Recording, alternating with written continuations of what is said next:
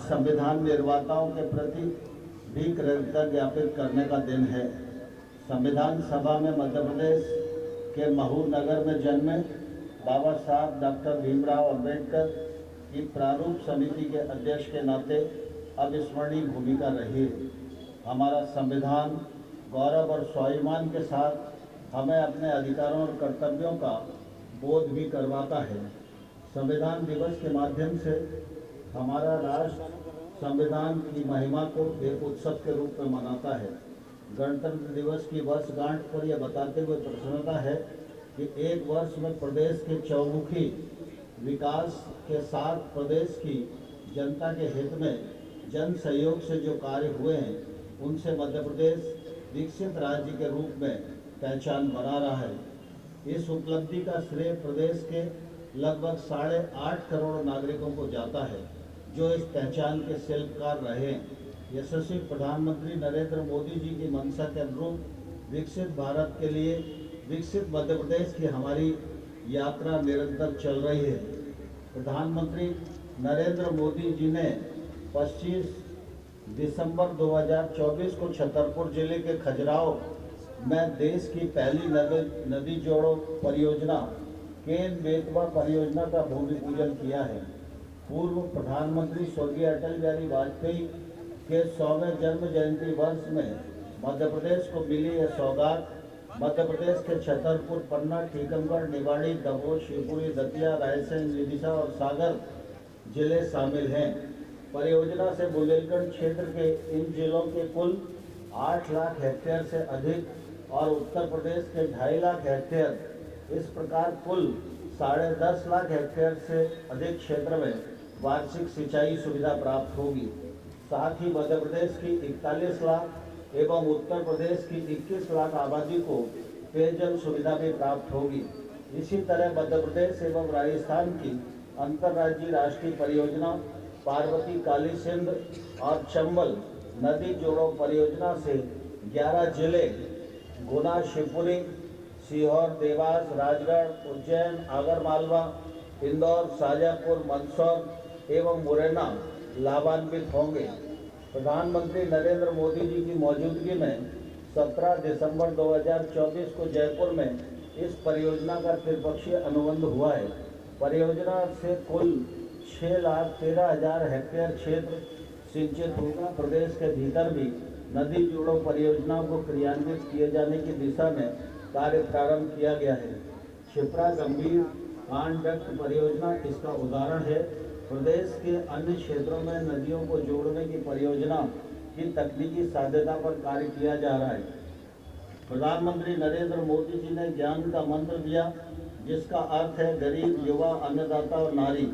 ज्ञान पर ध्यान के ध्येय वाक्य को साकार करने के लिए मध्य प्रदेश सरकार संकल्पबद्ध होकर कार्य कर रही है। अपनी संपूर्णता में समाज के सशक्तिकरण का मंत्र है। इस मंत्र की सिद्धि की दिशा में मध्य प्रदेश सरकार ने 4 मिशन युवा शक्ति, गरीब कल्याण, किसान कल्याण और नारी सशक्तिकरण प्रारंभ करने का निर्णय लिया है। स्वामी विवेकानंद युवा शक्ति मिशन का शुभारंभ राष्ट्रीय युवा दिवस पर किया गया है। यह मिशन युवाओं के स्वप्न को साकार होने का माध्यम तो बनेगा ही, साथ ही समाज में सकारात्मक और अपेक्षित परिवर्तन लाने के लिए भी प्रेरित करेगा। गुणवत्तापूर्ण शिक्षा, कौशल विकास एवं क्षमता संवर्धन, उद्यमिता और प्रोत्साहन एवं रोजगार, सामाजिक पहल, सामाजिक सद्भाव इस मिशन के प्रमुख स्तंभ हैं। युवा केंद्रित पहलों की प्रगति की निगरानी रखने के लिए एक प्रभावी तंत्र स्थापित किया जाएगा। युवा शक्ति मिशन मध्य प्रदेश के युवाओं के सशक्तिकरण की बुनियाद रखेगा। सरकार द्वारा 5 वर्ष में युवाओं के लिए 2,50,000 सरकारी नौकरियों में भर्ती का लक्ष्य नियत किया गया है। युवा खिलाड़ियों के लिए प्रदेश के सभी 55 जिलों में खेल स्टेडियम का निर्माण होगा। मध्य प्रदेश के खिलाड़ी अनेक राष्ट्रीय और अंतर्राष्ट्रीय खेल स्पर्धाओं में सफलता प्राप्त कर रहे हैं। प्रदेश के 18 लाख खेलों की 11 खेल अकादमियों और आधुनिक और वैज्ञानिक पद्धति से खिलाड़ियों को प्रशिक्षित कर रही हैं। विभिन्न कंपनियों में कैंपस प्लेसमेंट ड्राइव से वर्तमान वित्त वर्ष में 5,000 से अधिक ITI उत्तीर्ण युवाओं को चयनित किया गया है। इस वर्ष 22 नए ITI प्रारंभ होंगे। राज्य स्तरीय रोजगार दिवस के अवसर पर रिकॉर्ड 60 लाख युवाओं को 5,000 करोड़ रुपए का स्वरोजगार ऋण वितरित हुआ है। प्रदेश में योग्य युवाओं को उनकी आवश्यकता के अनुरूप नौकरी दिलवाने, उन्हें स्वरोजगार के लिए प्रेरित करने के निरंतर प्रयास किए जा रहे हैं। इनमें उद्योग क्षेत्र का महत्वपूर्ण योगदान रहेगा। मुख्यमंत्री सीखो कमाओ योजना में वर्ष 2024 में 15,388 चयनित युवाओं को औद्योगिक प्रतिष्ठानों में कार्य का अवसर दिलवाते हुए लगभग 37 करोड़ रुपए के स्टाइपेंड राशि वितरित की गई है। युवाओं के लिए जॉब फेयर योजना और कैरियर काउंसिल योजना का भी क्रियान्वयन किया जा रहा है। केंद्र सरकार के सहयोग से प्रदेश की प्रथम डिजिटल यूनिवर्सिटी स्थापित करने और सभी शासकीय तथा स्वशासी संस्थानों में प्रत्येक ब्रांच के लिए स्मार्ट क्लासरूम तैयार किए जा रहे हैं। प्रत्येक संभाग में IIT की तर्ज पर Madhya Pradesh institute of technology की स्थापना का भी लक्ष्य है। गरीब कल्याण मिशन का लक्ष्य गरीब और वंचित वर्ग के सामाजिक सुरक्षा, रोजगार, बुनियादी सेवाएं प्रदान करना है। यह मिशन मुख्यतः 3 घटकों यथा बायोएमिन, गरीबी इंडेक्स में सुधार, आजीविका सुदृढ़ीकरण और विद्यमान संगठनों के सशक्तिकरण पर केंद्रित है। गरीब कल्याण मिशन स्थानीय समुदाय के सशक्तिकरण के माध्यम से वर्तमान शासकीय योजनाओं के बेहतर क्रियान्वयन सुनिश्चित करते हुए राज्य की जनता को आत्मनिर्भरता और समृद्धि के पथ पर अग्रसर करने में सहायक सिद्ध होगा। आदरणीय प्रधानमंत्री जी के नेतृत्व में गरीबों को पक्के घर का सपना प्रधानमंत्री आवास योजना से साकार हो रहा है। योजना में प्रदेश के 36 लाख ग्रामीण और 8 लाख से अधिक शहरी परिवारों को पक्का मकान उपलब्ध हो गया है। केंद्र सरकार द्वारा निःशुल्क राशन वितरण योजना को 2028 तक बढ़ा दिया गया है। भारत सरकार द्वारा जनजातीय ग्रामों में 100% सैचुरेशन के लिए धरती आबा जनजाति ग्राम उत्कर्ष अभियान प्रारंभ किया गया है। इस अभिनव पहल का उद्देश्य जनजातीय बहुल ग्रामों और आकांक्षी जिलों में 100% जनजातीय परिवारों को लाभान्वित कर उनकी सामाजिक आर्थिक स्थिति में सुधार करना है। इस अभियान में मध्य प्रदेश के 51 जिलों के 267 विकास खंडों के 11,000 से अधिक ग्रामों में निवासरत 18,58,000 जनजातीय परिवारों की 93,23,000 आबादी को लाभान्वित किए जाने का लक्ष्य है। अभियान में 18 विभागों अथवा मंत्रालयों की 25 योजनाएं चिन्हांकित हैं और 5 वर्ष के लिए कुल वित्तीय प्रावधान 79,79,000 करोड़ रुपए का है। अभियान के अंतर्गत जनजातीय वर्ग को मकान, सड़क, पेयजल, होम स्टे, जनजातीय बहुउद्देशीय विपणन केंद्र, घरेलू gas connection, mobile medical unit, sickle cell centre, anganwadi भवन, पोषण वाटिका, आयुष्मान कार्ड, छात्रावास, आश्रम एवं विद्यालय, बिजली, सोलर कनेक्शन, वन अधिकार अधिनियम, मत्स्य पालन एवं कृषि क्षेत्र में सहयोग और 4G मोबाइल कनेक्टिविटी आदि योजनाओं का लाभ दिया जाना है। पेशा एक्ट से जनजातीय क्षेत्रों में विकास और जनजातियों के हित संरक्षण की दिशा में महत्वपूर्ण कार्य हो रहा है। वन अधिकार अधिनियम के क्रियान्वयन को विशेष महत्व दिया गया है। किसान कल्याण मिशन अंतर्गत किसानों की आय में वृद्धि का लक्ष्य निर्धारित किया गया है। यह मिशन कृषि को लाभकारी व्यवसाय बनाने का प्रमुख माध्यम बनेगा। किसान कल्याण तथा कृषि विकास विभाग द्वारा प्राकृतिक कृषि के प्रसार एवं किसानों को प्रोत्साहन प्राप्त करने के उद्देश्य से मध्य प्रदेश प्राकृतिक कृषि विकास बोर्ड का गठन किया गया है। प्राकृतिक खेती कर रहे एवं प्राकृतिक खेती के इच्छुक राज्य के किसानों के पंजीयन के लिए पोर्टल प्रारंभ किया गया है। पोर्टल पर प्राकृतिक खेती करने के इच्छुक कुल 72,967 किसानों ने पंजीयन करवाया है। प्रत्येक पंचायत में PM किसान समृद्धि केंद्र की स्थापना की जाएगी। मुख्यमंत्री किसान कल्याण योजना में 81 लाख से अधिक किसानों को गत वर्ष 4000 करोड़ रुपए से अधिक की राशि का अंतरण किया गया है। रानी दुर्गावती श्री अन्न प्रोत्साहन योजना में किसानों को 1000 रुपये प्रति कुंटल की दर से अधिकतम 3900 रुपये प्रति हेक्टेयर की सहायता दी जा रही है। 0% ब्याज पर अल्पकालिक ऋण फसल ऋण के लिए इस वर्ष 600 करोड़ रुपए की राशि का प्रावधान किया गया है। विगत वर्ष में किसानों को समर्थन मूल्य पर उपार्जित गेहूं पर प्रति कुंटल 125 रुपए का बोनस प्रदान किया गया है। देश में पहली बार राज्य सरकार ने सोयाबीन का 4892 रुपए प्रति कुंटल के समर्थन मूल्य पर उपार्जन करने का निर्णय लिया है। लगभग 2 लाख किसानों से प्रदेश में पहली बार न्यूनतम समर्थन मूल्य पर सोयाबीन का उपार्जन कर 3000 करोड़ रुपए से अधिक राशि का भुगतान किया गया है। खरीफ 2024 में 1.23 लाख कुंटल से अधिक प्रमाणित बीज का वितरण किया गया है। किसानों को उर्वरक प्रदान करने के लिए केंद्रों की संख्या बढ़ाने के साथ ही अमानक उर्वरक बेचने वाले के विरुद्ध सख्त कार्रवाई करने और उर्वरक गुणवत्ता नियंत्रण प्रयोगशालाएं की भूमिका को सक्रिय बनाकर किसान हित सुनिश्चित किया है।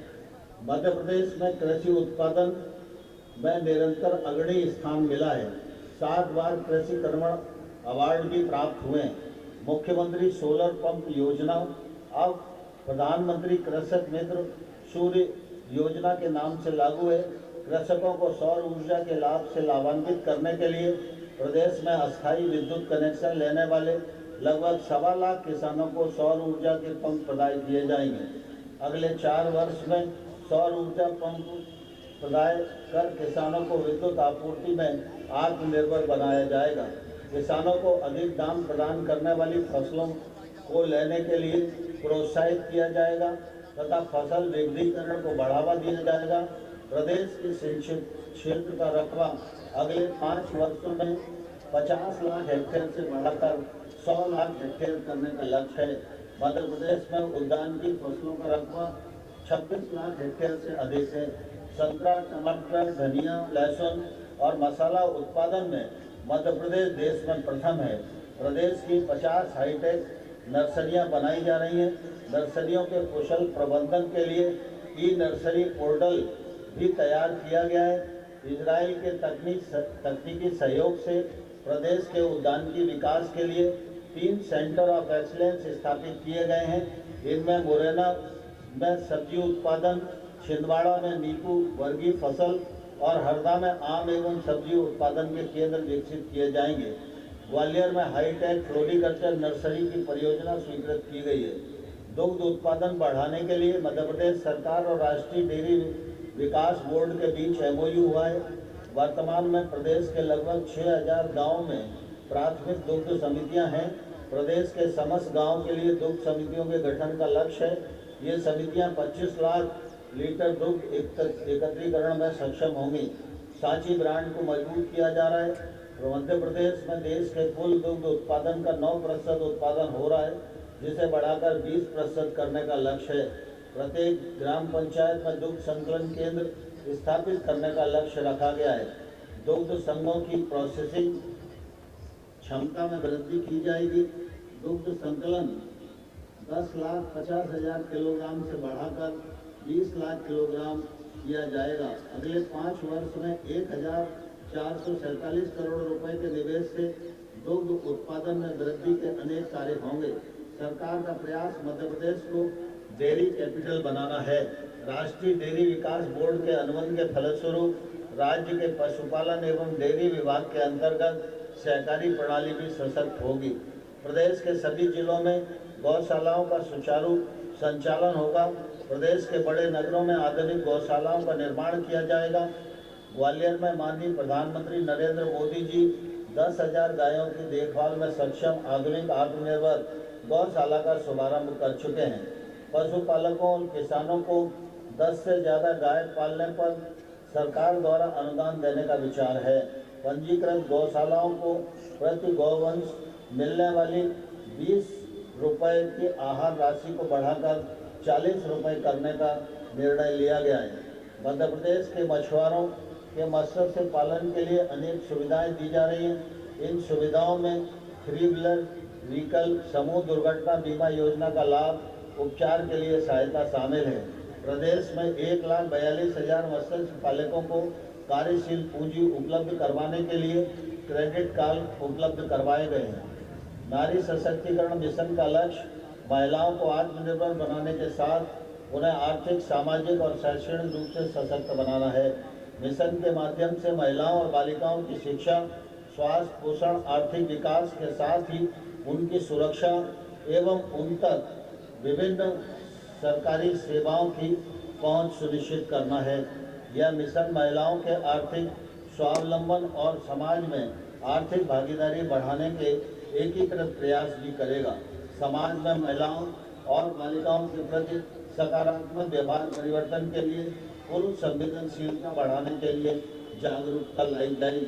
मिशन के उद्देश्यों की पूर्ति और लक्ष्यों की प्राप्ति के लिए महिलाओं के विकास और कल्याण से जुड़े समस्त पहलुओं यथा स्वास्थ्य, पोषण, शिक्षा, सुरक्षा, रोजगार, आत्मनिर्भरता के लिए निरंतर कार्य किया जाएगा। साथ ही महिलाओं के प्रति सकारात्मक वातावरण निर्माण के उद्देश्य से समुदाय में प्रत्येक स्तर पर सकारात्मक पुरुष भागीदारी के लिए विभिन्न जन जागरूकता और क्षमता वर्धन गतिविधियां आयोजित और क्रियान्वित होंगी। मध्य प्रदेश सरकार ने शासकीय सेवाओं में महिलाओं को 35% आरक्षण देने का निर्णय लिया है। प्रधानमंत्री मातृ वंदना योजना के क्रियान्वयन में मध्य प्रदेश राष्ट्रीय स्तर पर अग्रणी राज्यों में शामिल है। योजना के प्रारंभ से अब तक 42 लाख महिलाओं को लाभान्वित किया गया है। जननी सुरक्षा योजना में वर्तमान वित्त वर्ष में दिसंबर 2024 तक लगभग 6 लाख हितग्राहियों को 79 करोड़ रुपए की राशि का भुगतान किया गया है। लाडली बहना योजना में 1.25 करोड़ से अधिक पात्र बहनों को योजना प्रारंभ से लेकर अब तक 30,765 करोड़ रुपए से अधिक की राशि का अंतरण किया गया है। रक्षाबंधन पर भेंट स्वरूप बहनों को 250 रुपए की अतिरिक्त राशि दी गई है। प्रदेश की 89 लाख से अधिक महिलाओं को निःशुल्क गैस कनेक्शन दिए गए हैं। प्रदेश की लगभग 26 लाख लाडली बहनों को 450 रुपए में गैस सिलेंडर की रीफिलिंग के लिए वर्ष 2024 में 715 करोड़ रुपए से अधिक की राशि का अंतरण किया गया है। प्रदेश में 1 लाख से अधिक दीदियां लखपति बनी हैं। महिला उद्यमियों के प्रोत्साहन के लिए 850 MSME इकाइयों को 275 करोड़ रुपए की राशि का अंतरण किया गया है। सैनिटेशन एवं हाइजीन योजना में 19 लाख से अधिक स्कूली बालिकाओं को 57 करोड़ रुपए की राशि अंतरित की गई है। आहार अनुदान योजना में विशेष पिछड़ी जनजाति की बैगा, सहरिया, भारिया बहनों के खाते में जनवरी 24 से लेकर अब तक 325 करोड़ रुपए की राशि अंतरित की गई है। प्रदेश में स्वरोजगार से स्वावलंबन के जरिए महिलाओं के जीवन स्थिति में सकारात्मक बदलाव लाने का प्रयास भी किया जा रहा है। महिला श्रम आधारित उद्योगों, विशेष रूप से रेडीमेड गारमेंट इंडस्ट्री में प्रति महिला श्रमिक 5,000 रुपए के मान से प्रोत्साहन राशि देने का निर्णय लिया गया है।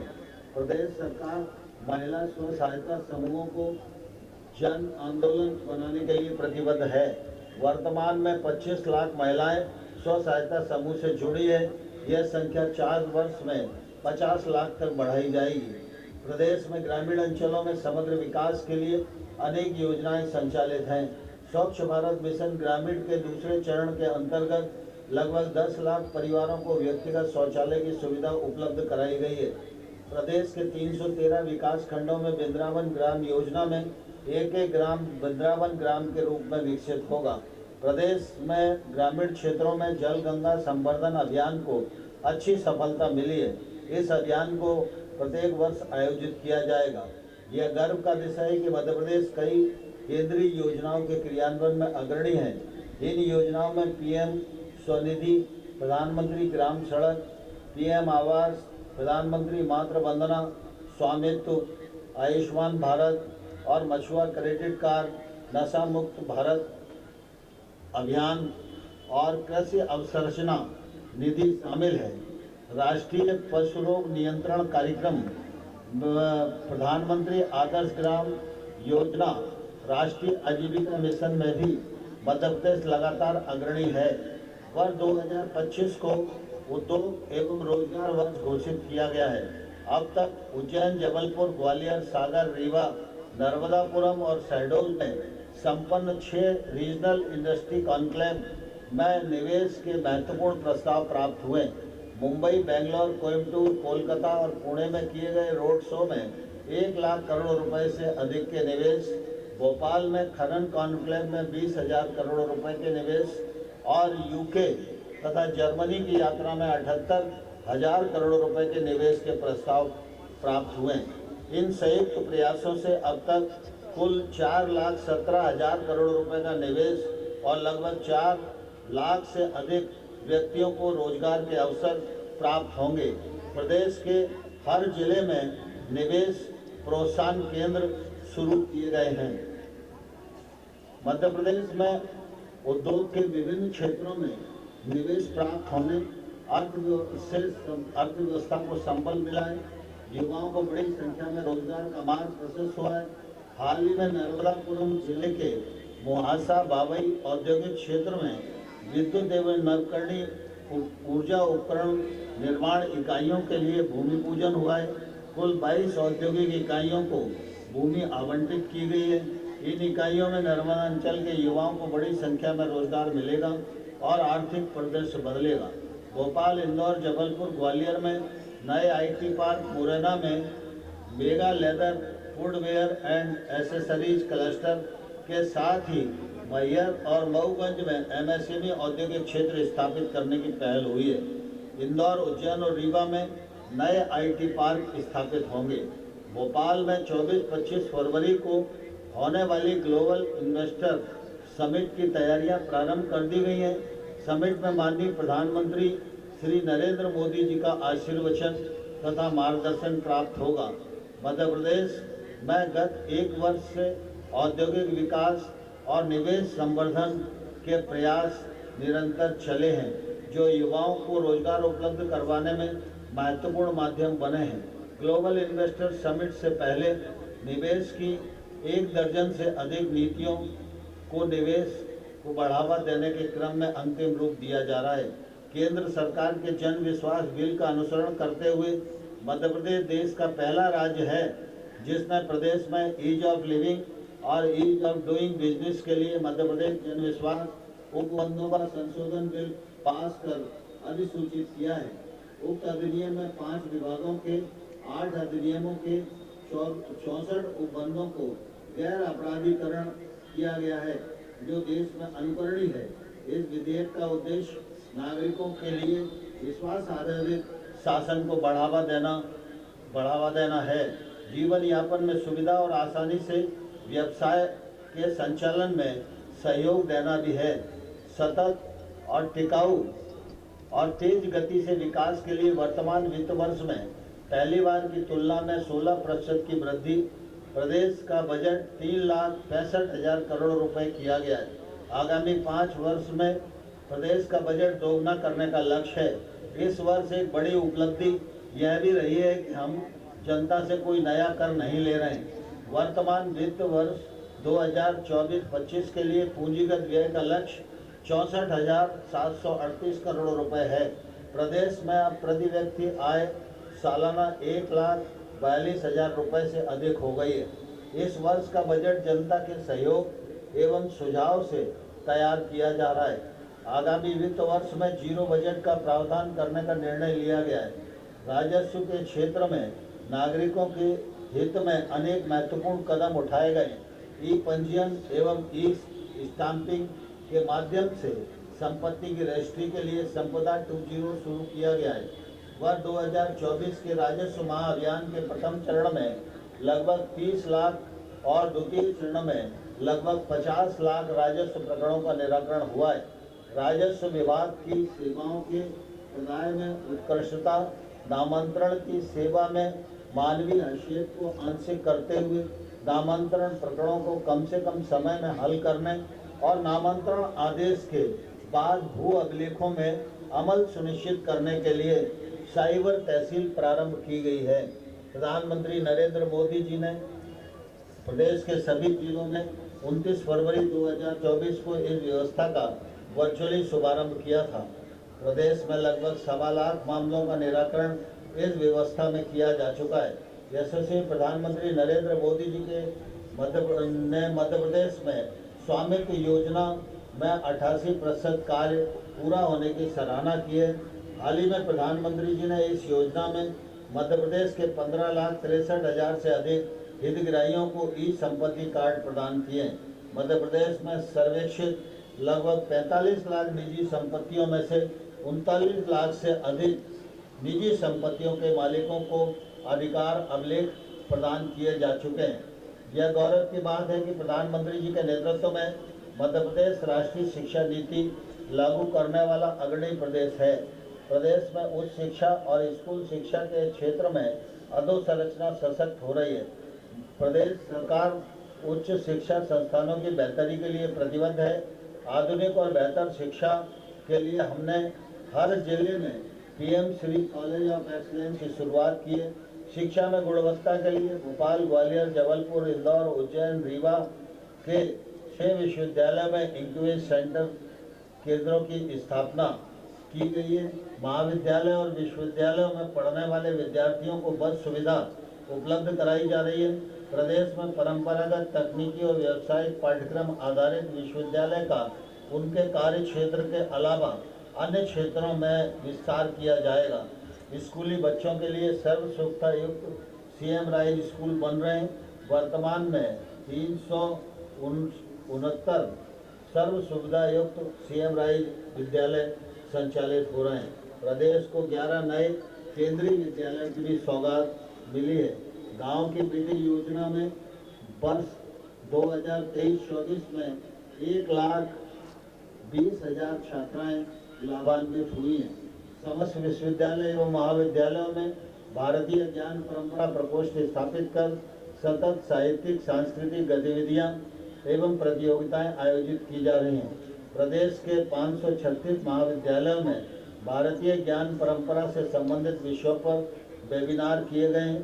3 नए विश्वविद्यालय क्रमशः गुना में तात्या टोपे, खरगोन में क्रांति शूर डंडिया भील और सागर में रानी अवंतीबाई लोधी प्रारंभ हुए हैं।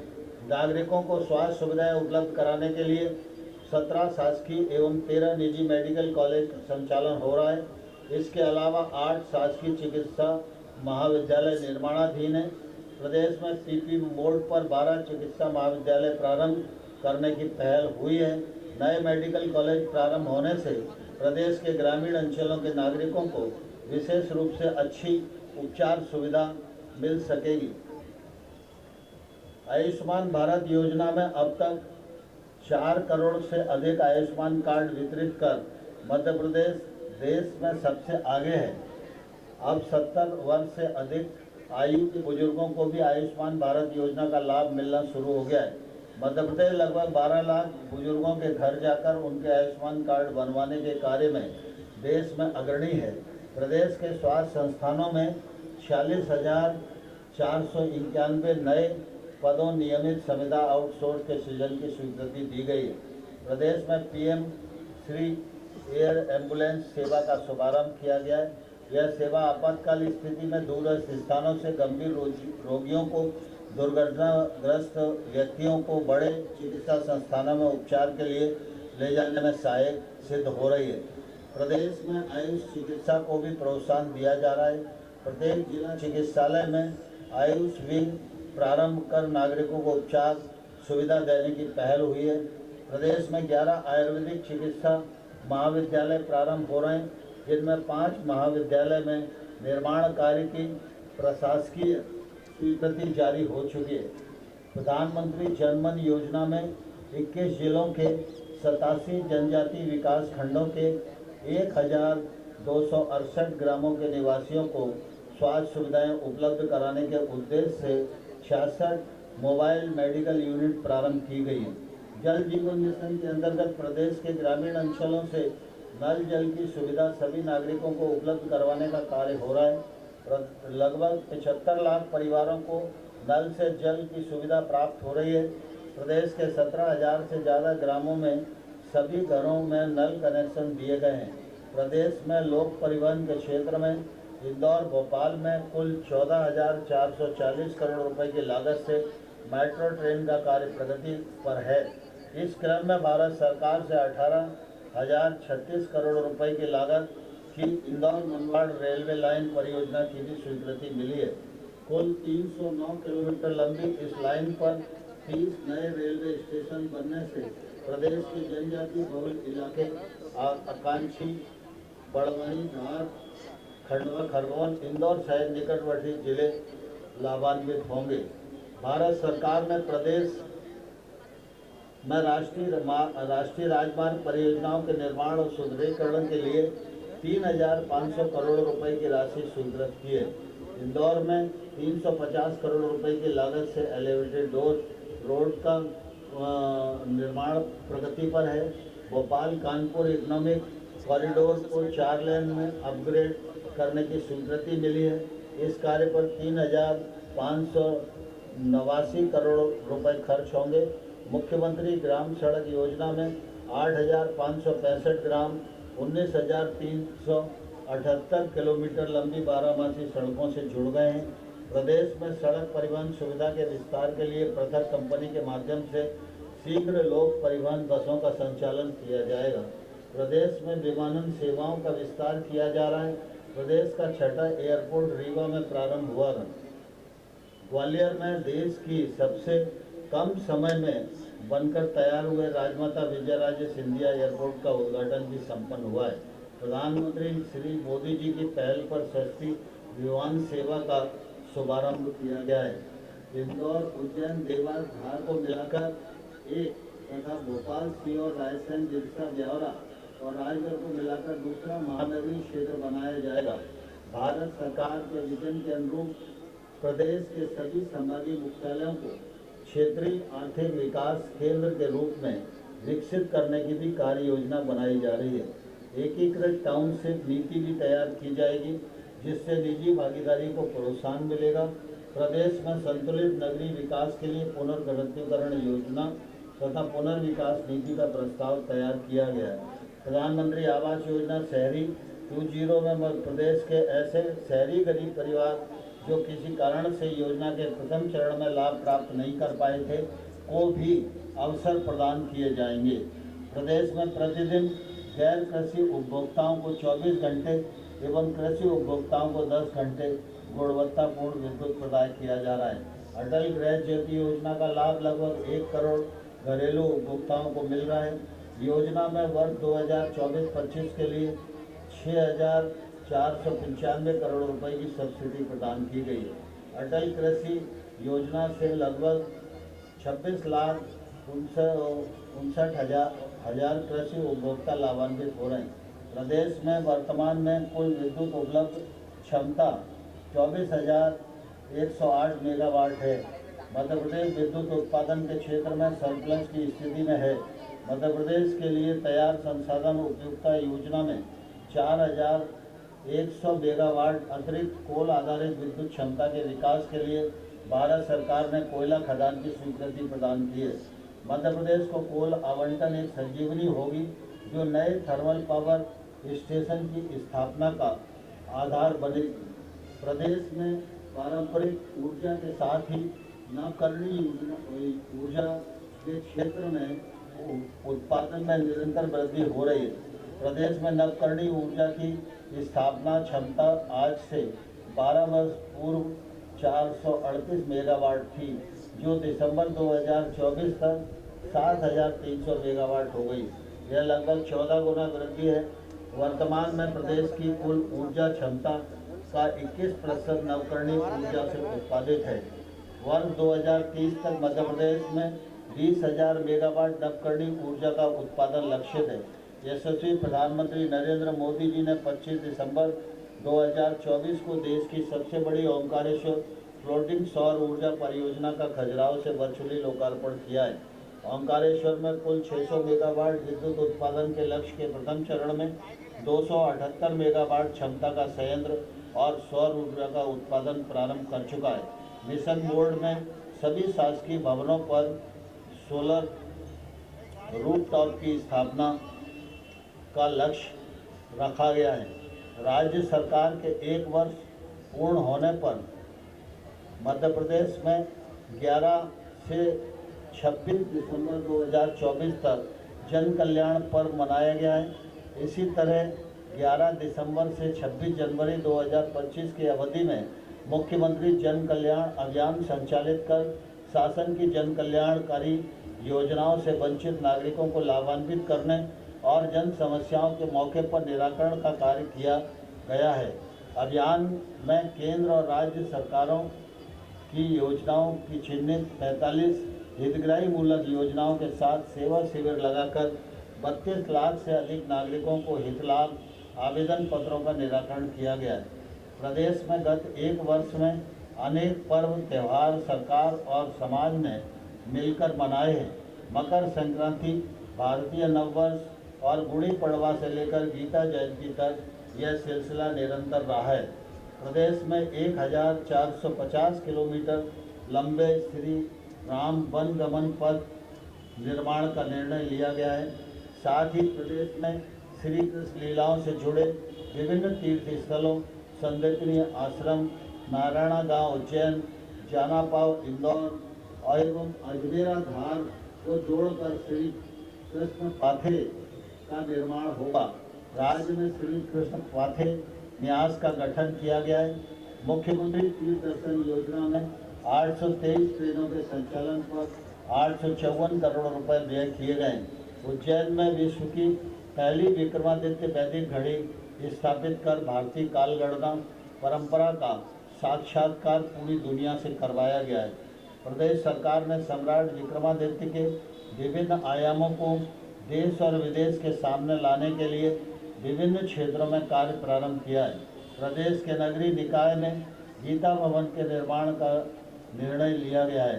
लोक माता अहिल्या देवी की 300वीं जन्म जयंती के अवसर पर उनके सम्मान में महेश्वर में मंत्रिपरिषद की बैठक आयोजित करने की पहल की गई है। इंदौर में अहिल्या उत्सव कार्यक्रम के साथ ही लोक माता के जन कल्याण के कार्य को जन जन तक पहुंचाने के लिए एक राज्य स्तरीय समिति गठित कर विभिन्न कार्यक्रम किए जा रहे हैं।